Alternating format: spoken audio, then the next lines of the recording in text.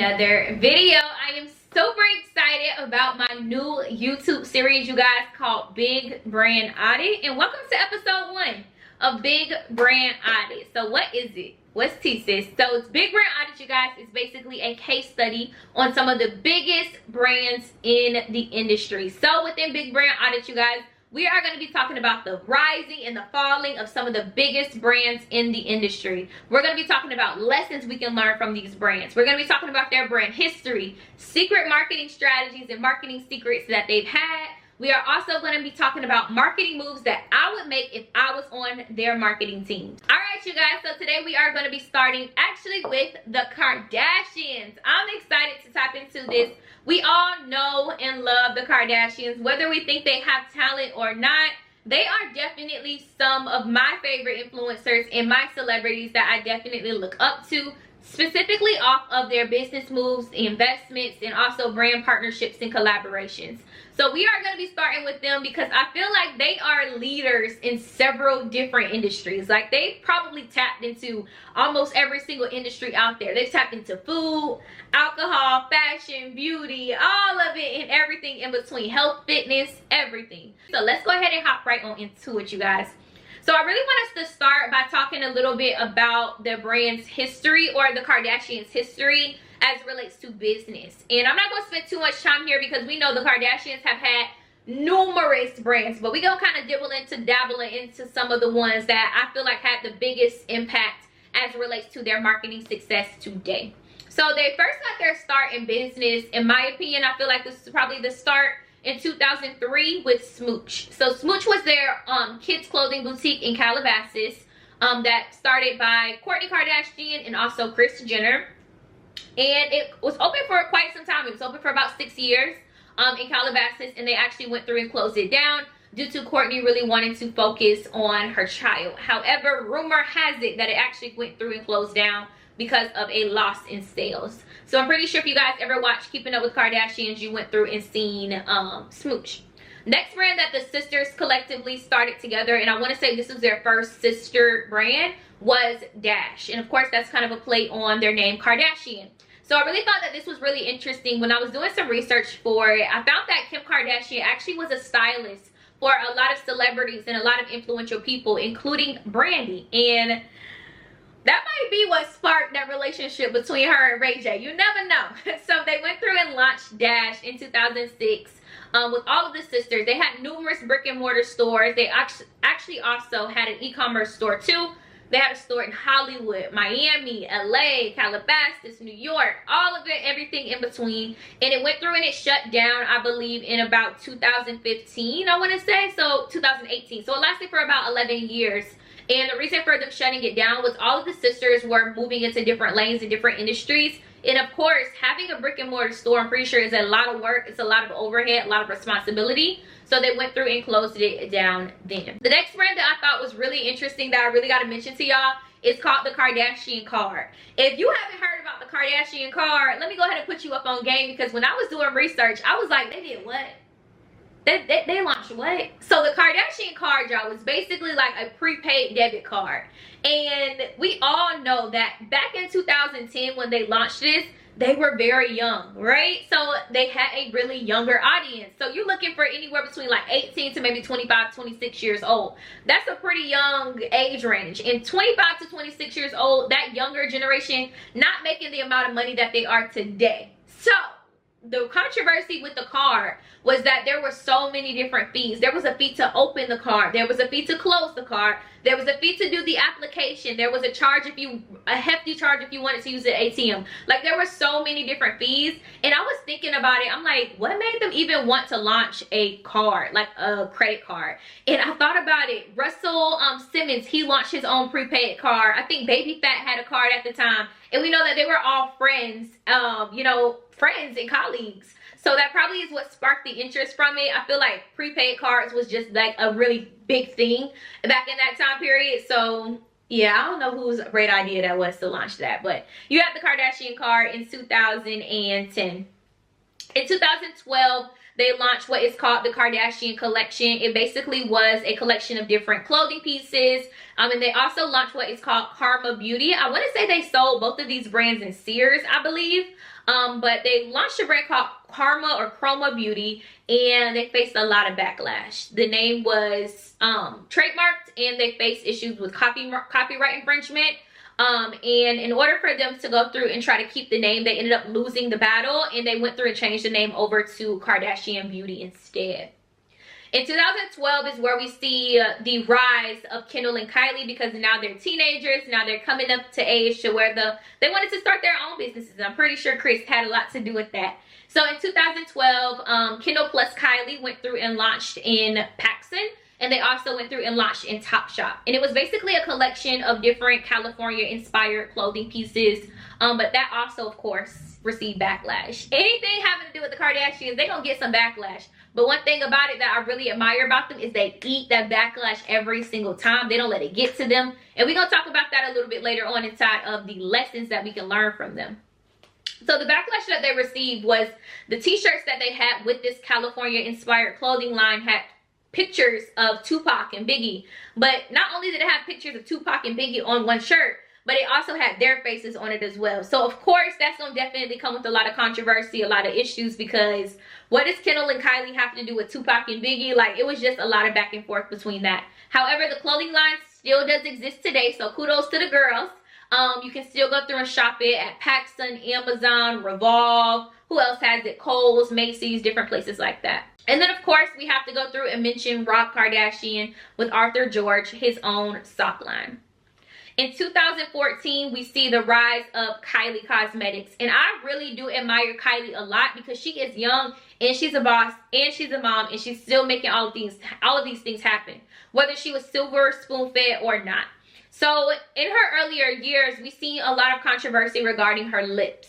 And you can see inside of the Keeping Up with the Kardashians show that she was actually very insecure about her lips. They were really small, so she always would just overline them. So of course, when you're doing red carpets, different things like that, when you do overline your lips look a lot bigger. So a lot of people are asking her, hey, did you get your lips done? Different things like that. And it became an insecurity of hers, of course. So one thing I like about the Kardashians is every single time that they have an insecurity, or they may have a flaw that the public or the media announces, they always build a brand behind it. We've seen that with Khloe Kardashian with her fitness and her health, and them calling her the fat sister, and she literally ate it, right? So that's something that I really admire about that. She ended up launching Kylie Cosmetics inside of Ulta in 2018, and then later sold 51% stake of the company to Coty, which is actually a huge brand that owns numerous amounts of beauty brands, everything from CoverGirl, Rimmel London, Philosophy, different things like that. In 2016, we see that Khloe Cosmetics.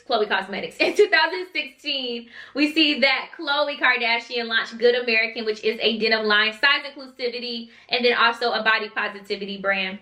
In 2017, we've seen that KKW went through and launched, but it later closed in 2021 with a rebrand that is still pending. In 2019, we've seen that Kim Kardashian also launched Skims, and we've seen a lot of controversy with Skims, y'all. Skims got a lot of controversy when it first launched, but I'm super excited to see the growth of Skims, because I personally love Skims and I really like the clothing brand itself. But when it first was introduced, it was launched in 2019 as kimono. And then, of course, we know that the term kimono is like a traditional style Asian dress that a lot of their women wear. And it got a lot of backlash from the Asian community. So instantly, you guys, the name was switched over into Skims, which of course is a play on Kim Kardashian's name, Kim. So that is Skims shapewear and also loungewear brand. In 2019, we see Poosh Cosmetics, not Poosh Cosmetics. In 2019, we see Poosh, which is basically a lifestyle and wellness brand made by Kourtney Kardashian. We see 818 in 2012, which is Kendall Jenner's tequila brand. 2021, we see Kylie Swim and Kylie Baby. Kylie Swim got a lot of controversy due to the quality of its clothing.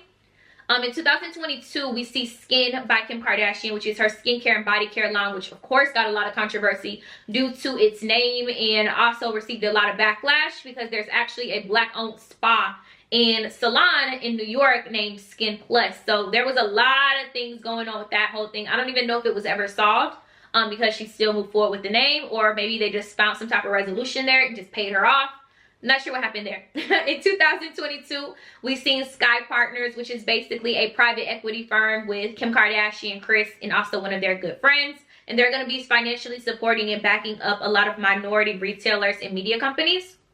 In 2022, the latest Kardashian launch is Lemme, which is Kourtney Kardashian's vitamin brand. It is gluten-free, vegan, non-GMO, vitamins, supplements, different things along those lines. So that wasn't even all of their brand, y'all. I skipped through a bunch of them. And that is one of the lessons that I think that we can learn from the Kardashians. Let's jump right into the lessons that we can learn from them. One of the number one lessons that I've learned from the Kardashians is that they are not afraid. They are some fearless people. And although they have the money to be fearless, they're still fearless. I feel like there's people with a lot of money who are still very fearful. And that's one thing that I admire about them, is that they are not afraid to dibble and dabble into every single brand or into every single industry out there. And not only did I just went through and I only mentioned the brands that were Kardashian founded and led. I didn't even talk about collaborations. I haven't even talked about partnerships. Kendall has a partnership with Moon, which is basically like a teeth whitening company. We've seen partnerships all over the place. We know Kim just went through and launched a partnership with Balenciaga. I'm not sure how that's going. That's a whole nother story for a whole nother time. But yeah, they're fearless. They literally tackle every single industry. And that's something I truly admire about them. The next thing is that they build brands based upon their insecurities, their flaws. They take the things that the people in the media are talking about and they put their own spin on it. Kim Kardashian is always known for how her body is shaped. So, of course, it makes sense for her to sell shapewear, even though we all know she definitely got some type of plastic surgery along the way. So that is definitely two things that we can learn. The next thing is the importance of building a personal brand. If I've learned anything else from the Kardashians, I've learned that building a personal brand matters so much more than actually launching a business, right? So that's another reason why I decided to go through and merge both of my companies, was because I can launch this business, but if I focus more on building my personal brand can take me more places than my businesses ever can. Because the more people know me and they know myself, they're going to buy into whatever it is that I go through and launch later on down the line. So that's something I really admire about them too. Another thing is the fact that they built fan bases. They built what's called super fans. That also has to do with their personal brand too. They can go sell garbage cans and trash bags and make a killing off of it because they built cult-like communities. So that's another thing as well. And then the last two things I definitely want to talk about is the fact that they don't allow negativity to bring them down. And that they don't really follow trends. They really go through and they set trends. And the reason why they have, of course, the ability to set the trends, of course, is because of their influence.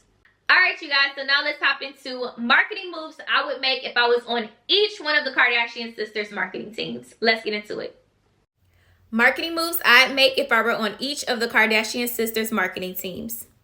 First, starting with Kim. Skims is killing the game right now. And I feel like Kim can go ahead and leverage what a lot of beauty brands are doing right now, and that is influencer trips. I personally don't think I've ever seen an influencer trip for a fashion brand before, but I think Kim can go ahead and put a little spin on it. I can definitely see some type of Friendsgiving or even pajama party where she invites some of her top celebrity friends. And then, of course, some of the top influencers in the game right now. Maybe Alex Earl, Monet, Aaliyah's Face, Makeup Shayla, just to go ahead and name a few. I think it could be really cool to see some type of giveaway. And then even to go ahead and top it off, why not go ahead and do a influencer-inspired fashion collection? Loungewear that is designed based upon these influencers.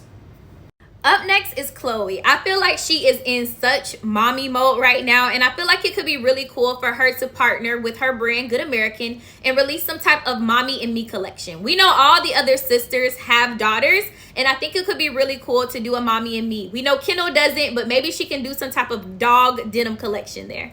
So up next is both Kourtney Kardashian and Kylie Jenner. I think it could be really cool for the two to go ahead and collaborate together. We all know that Kourtney just went ahead and launched her vitamin brand, which is Lemme. And then we know Kylie has Kylie Skin. I'm not sure if you guys seen a while back when Kylie sung that song, Rise and Shine, to her daughter Stormi. But I think the two can go ahead and collaborate on some type of morning routine. Vitamins from Kourtney and then a skin morning routine from Kylie. And last but not least is Kendall. She is the only sister with no kids. And I think she could take advantage of that. So I think it could be really cool to have her partner with some type of airline or even luggage company. All about traveling, partying, inviting some of her friends also who don't have kids, and really showing the behind the scenes of life without kids. I think that could be really cool. All right, you guys, hopefully you enjoyed this new series, Big Brand Audit. I'm super excited to bring this to you guys. We are going to be tackling and diving into the behind the scenes of some of these other brands. We're going to be talking about their marketing strategies. We're going to be talking about marketing moves that I would make if I was on their team. Hopefully you guys enjoyed the first episode with the Kardashians. And if you did, give this video a big thumbs up. And also let me know down below inside of the comments, what brand should I do next? I'll see you guys next time. Peace.